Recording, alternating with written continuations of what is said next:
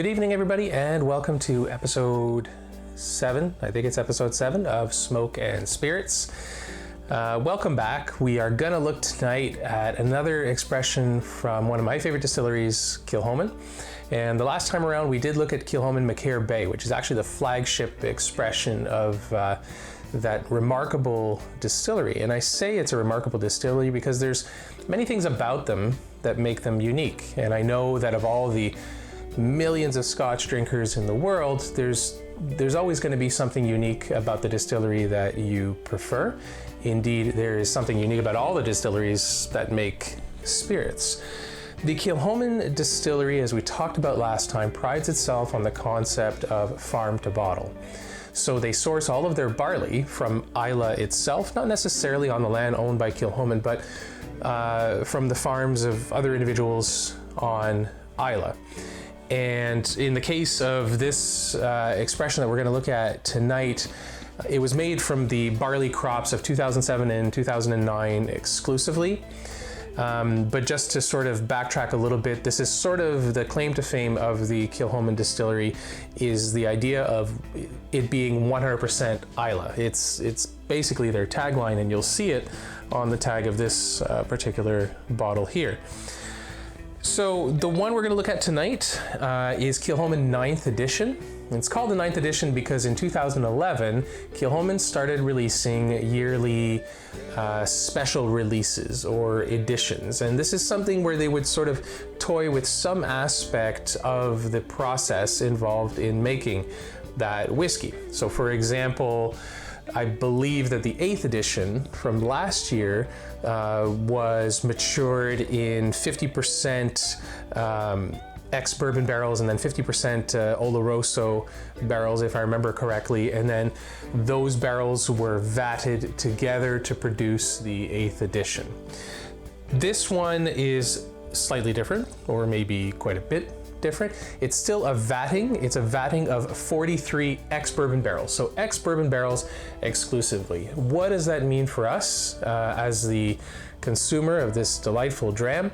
Well, we can expect probably some more pronounced, sweeter notes from ex-bourbon barrels. And using ex-bourbon barrels is not a new thing in the making of Scotch whiskey, for those of you that don't know. And I apologize if this is all information that you guys do know. But yeah, the ex-bourbon barrel is pretty much a staple of maturing Scotch whiskey. And it does give the whiskey a beautiful golden color. I think we talked about that in previous episodes. When whiskey is first distilled and when it literally just comes out, it's without color, and all the color is picked up through the maturation process and the finishing process. In the case of ex-bourbon barrels versus other barrels or casks in which whiskey might be matured, we have sort of a pale gold color here. And I've gone ahead and poured myself a glass already. So this is more of a pale gold, and it's not a particularly warm gold. It's pale, it's flaxen, I think probably is a good word that I would use to describe that. And you might ascribe that to the fact that it's entirely ex-bourbon barrels.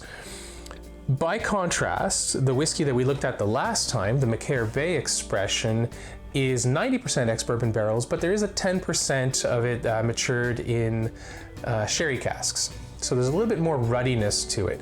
So when you're looking at sherry, and I mean, sherry generally is a red liquid. Other Scotch is sometimes matured or finished in actual red wine casks. So this is kind of where you get those beautiful reddish notes that sort of lend a warmer tone to the color of your whiskey. But in this case, it's all ex-bourbon barrels.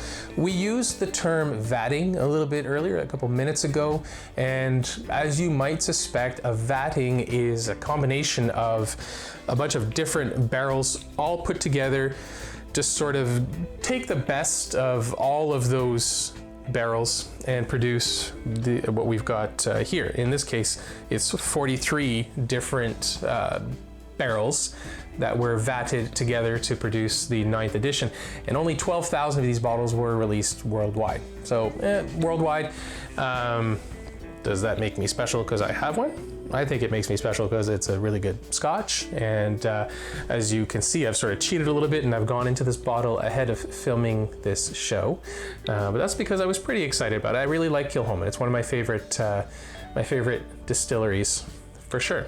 So we talked about the vatting, we talked about the casks involved there, and something else I feel I should mention is this one clocks in at 50% alcohol by volume. So obviously we talked about sort of whatever your preference may be for adding water or not adding water.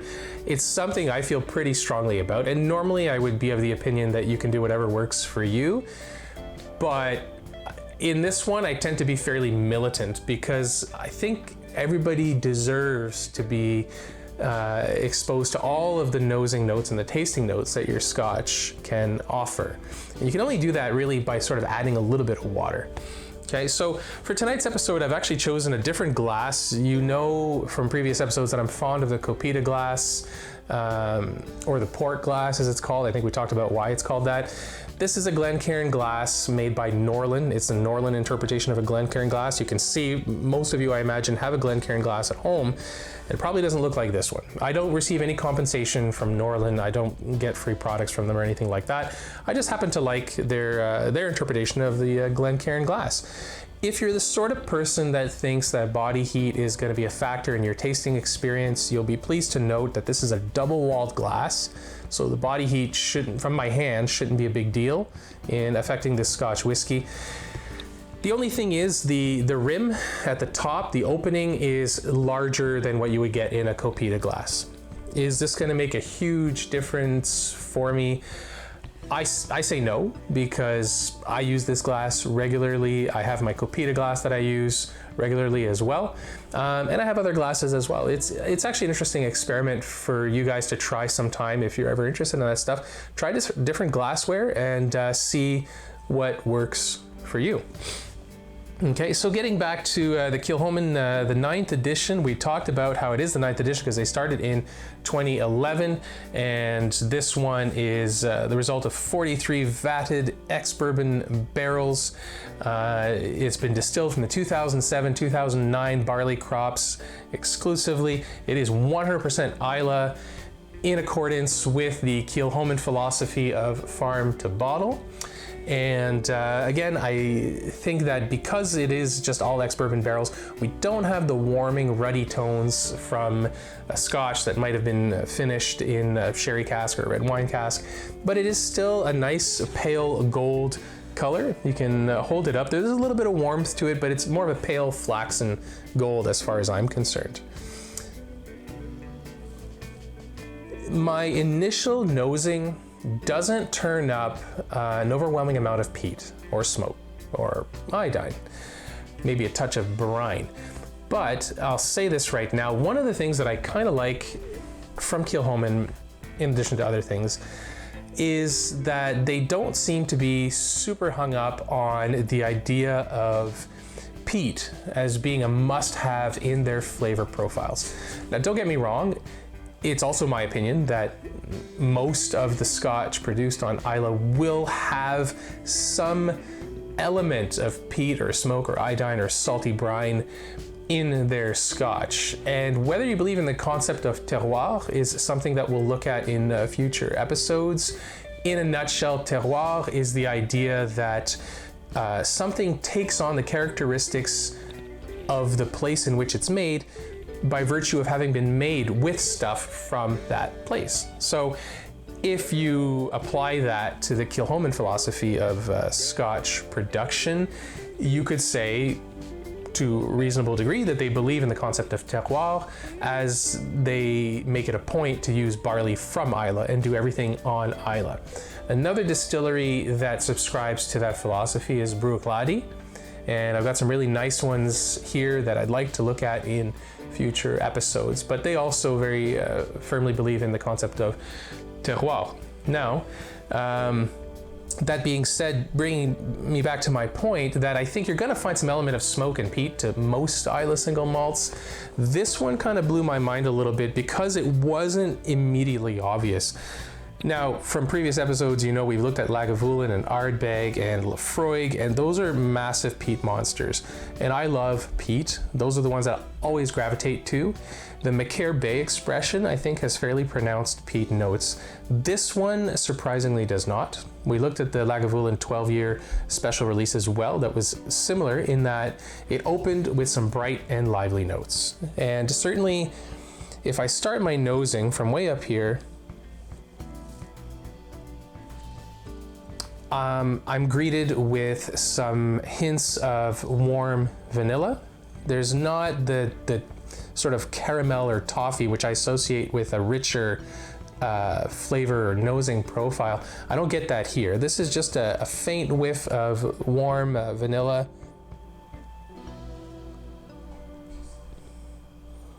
And as we make our way down into the glass, I'm getting a little bit of cut hay. And I don't find hay to be an unpleasant nosing aroma. I don't know how you guys feel about it.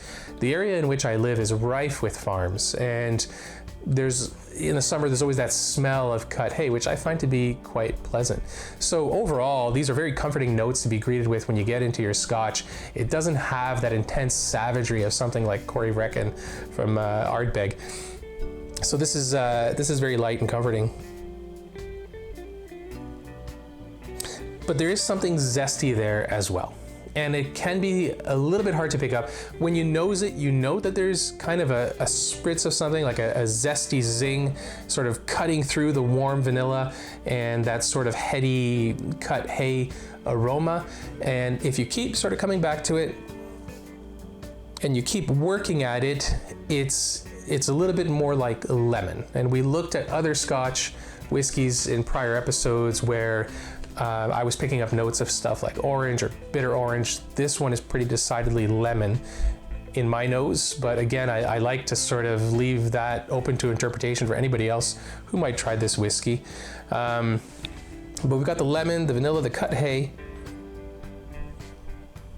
And then down at the very bottom, like I said, it's kind of hard to get an Islay single malt and not have at least a little bit of peat, a little bit of smoke or something like that. In this case, it's a faint, very faint hint of peat, but a good solid grounding in salty brine aroma with this one. And I love it. That's why I love a lot of the Islay single malts. It's got sort of that ocean character to it, and I think a lot of them sort of bank on that as well. It's part of their character and it's part of their makeup.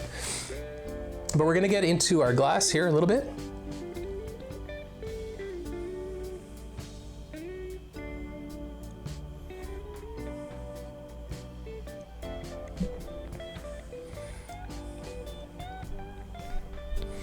So the mouthfeel is a little bit fuzzy, a little bit furry. And we talked about kind of what that means. It sounds funny to say it, but typically you'd associate something like that with a higher alcohol by volume, and this one's 50%.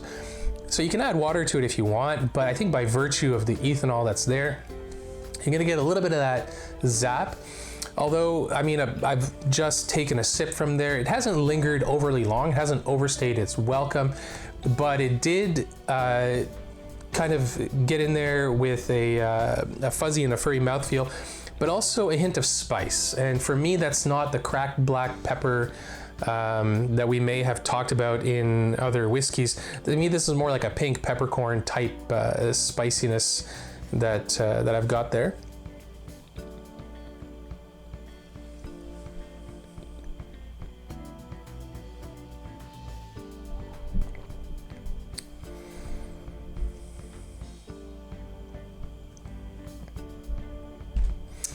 Those lemon notes that I talked about tend to sort of hover pretty solidly throughout the whole experience though.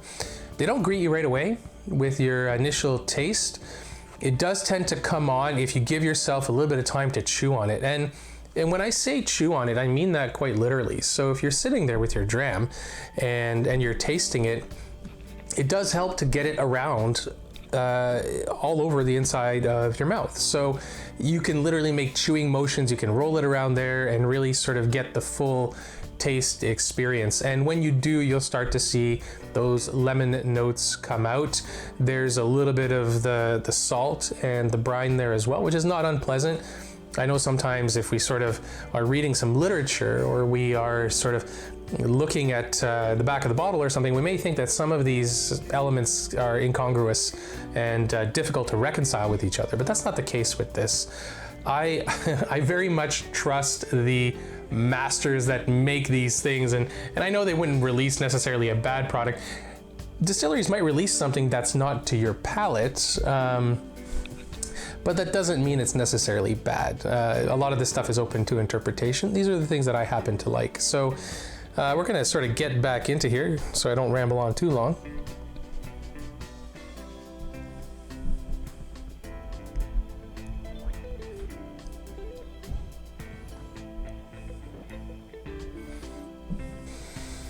I really like that that finish on it. So once it opens with those clean and lively notes, it really gets down to business with the brine and the hint of smoke. And that's kind of what you're left with. You're left with smoke in the nose, a little bit of salt on the palate, and there's still the lingering echo of those citrus notes in there.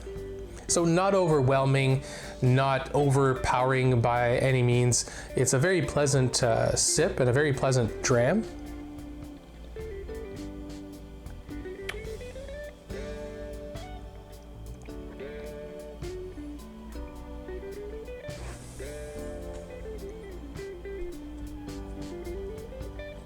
And on the nose, it's not overpowering either, like I said.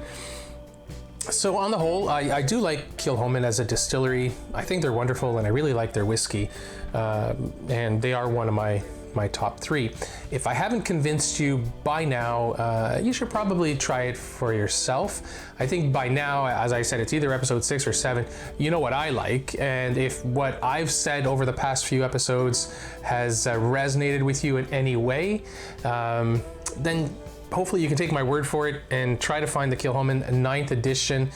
But if Kilchoman as a distillery is on track to maintain this tradition of releasing a yearly edition, there'll be another one next year. Just keep in mind that the raison d'être behind these releases is that they do like to play around a little bit with the production of that particular whiskey. And this one, just as a reminder, is the result of the vatting of 43 ex-bourbon barrels, which has produced a very light, sweet dram, which has enough notes in it to pay homage to its Islay roots with the salt and the brine and the whiff of smoke. So a delightful experience, and I'm glad to have tried it. It has a place of pride in my cabinet, and I think that it probably will in yours as well. Next time, I'd like to talk to you about Caol Ila. And Caol Ila is a powerhouse on Islay, and we'll talk about why in the next episode. Until then, stay thirsty.